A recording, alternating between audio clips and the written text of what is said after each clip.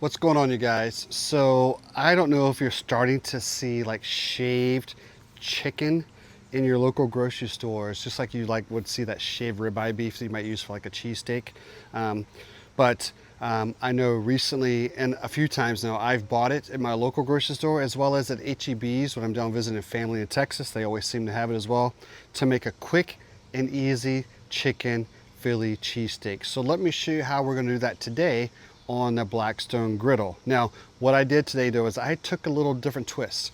I decided I'm not going to buy the shaved chicken because per pound it's a lot more expensive. So I bought myself a couple of chicken breasts, and then what I did was I threw them in the freezer for about 90 minutes, get a nice chill to them, and then let me show you what I did to them next.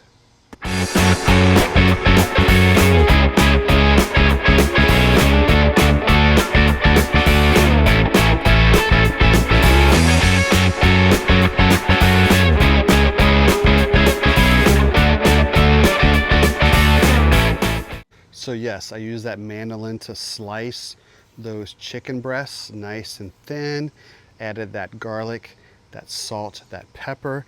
Got myself today also some chopped up green pepper, chopped up red pepper. I've got a little bit of garlic that I minced up as well, and then I've got a jalapeno that I sliced up because I'm gonna put that on the top because I want mine a little spicier today as well, all right? And then I've also got some white onion that we have diced up. And for the topping for cheese today for this one, we are going to go with a provolone cheese. So you know what? Let's head on over to the Blackstone and let's build our chicken cheesesteak. All right, we got the griddle going here at about a medium, slightly into that medium low range, to be honest. Let it get nice and toasty here on the top. So we're gonna start by just getting the veggies going first because I want those nice and soft as I blend them in that chicken. That thinly sliced chicken is actually gonna cook pretty quick.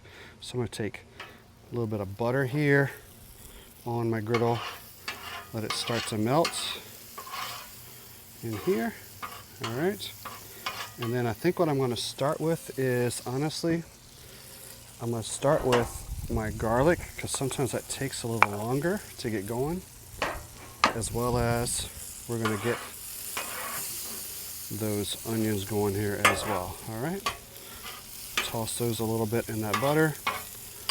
And then next we're going to do is go ahead and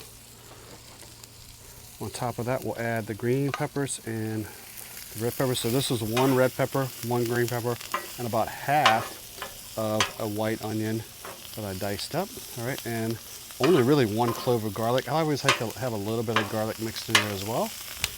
All right, so let's start to get this cooked. And while that's going, I'm going to grab my sliced chicken and everything else, and we'll go from there. All right, I'm gonna move that over just a little bit here. And at this point, I'm gonna go ahead and take those jalapenos, but I actually want to keep those a little bit separate. So I'm gonna go ahead and throw those down near the bottom here. Let those get going as well. And then let me show you what I'm gonna do with the bread. So I got some hoagie rolls today. I'm just taking that hoagie roll. Oops, ooh, don't need that melting. I'm gonna take that Duke's mayo. The now that just warmed up easily. Just put some of that mayo in there. Let me use a spoon. You can use a knife as well. I just find like a spoon might be easier to spread it. All right, and then what I'm gonna do is start to take those. I'm gonna fold those down and toast the insides of those hoagie rolls. All right, so we got everything going over here. So now I'm gonna grab that shaved chicken. Go ahead and just put it all here on the Blackstone and use my spatula here. Just kind of got a little twist movement here. See if I can't get it to break back apart. Here we go. So we're going to get this cooked really well, and then we'll start to blend everything together, get that cheese going as well, and build our chicken cheesesteaks.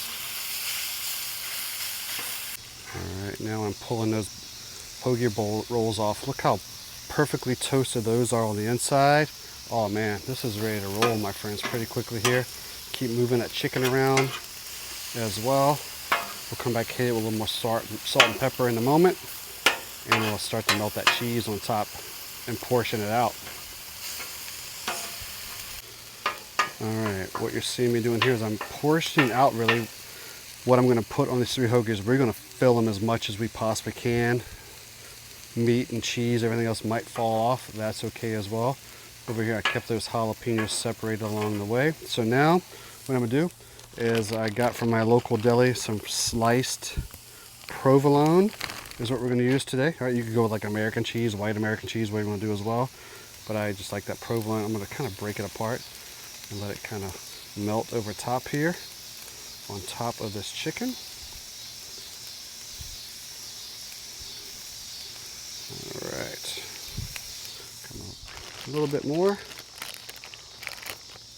right, we're gonna give this a moment here and just let this slowly melt. You could also cover it with your dome if you want to. I am not messing with that tonight because that is one more thing I gotta clean later. Continue to turn those veggies as well, and we're gonna let that melt, and then we'll get everything on those hoagie rolls. Cheese is starting to melt, so I'm gonna take a little bit of that mixture here and let that kind of melt into those cheeses here as well. There'll be more to top it off with in the very end. A lot more than we need. All right, let's let that continue to melt down. Okay, let me show you guys how we'll make this first one, and then I'll make the other two off camera, and we'll give it a taste test on the back end. You know what, let's start right here on this end. See if I can slide underneath it with my spatula. Get as much of that in there as possible. Oh my gosh, there's so much of that. It's gonna fall back on the griddle. And I'm okay with that, my friends. So we're gonna flatten that out in there as well. Give it a few more veggies. I want some jalapeños on mine today, my friends, too. So we're gonna get some of those on there. All right, my friends, so there we go. Let me make the next two as well, and we'll give them a taste test. Okay friends, that was the quick and easy way to do some chicken cheesesteak type sandwiches at home on your Blackstone Griddle. Remember, I made 3 of them. 1 of them already disappeared inside, so that's just the way it goes. So you know what, I'm gonna grab myself one here for the taste test, and then I'm heading in too, because the flies are starting to arrive as well. All right, let's dig right on in. That cheese is melted in there. Holy cow, this is heavy, my friends. Wow. Oh yeah, perfection. I love making them like this. Wow. Man. You guys are gonna love trying this at home, especially shaving that chicken for yourself. Save a few bucks, all right? Put it into work. If you have that mandolin at home, just be careful, don't cut your fingers. Take it nice and slow.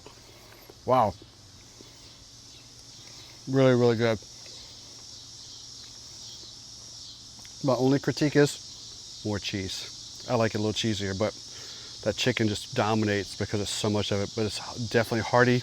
Lots of good food and taste in every bite with those red peppers, the onions, even that one jalapeno I got in that first bite to begin with. So hope you guys enjoy this one. Fun to try on your Blackstone or any outdoor griddle you might have at home.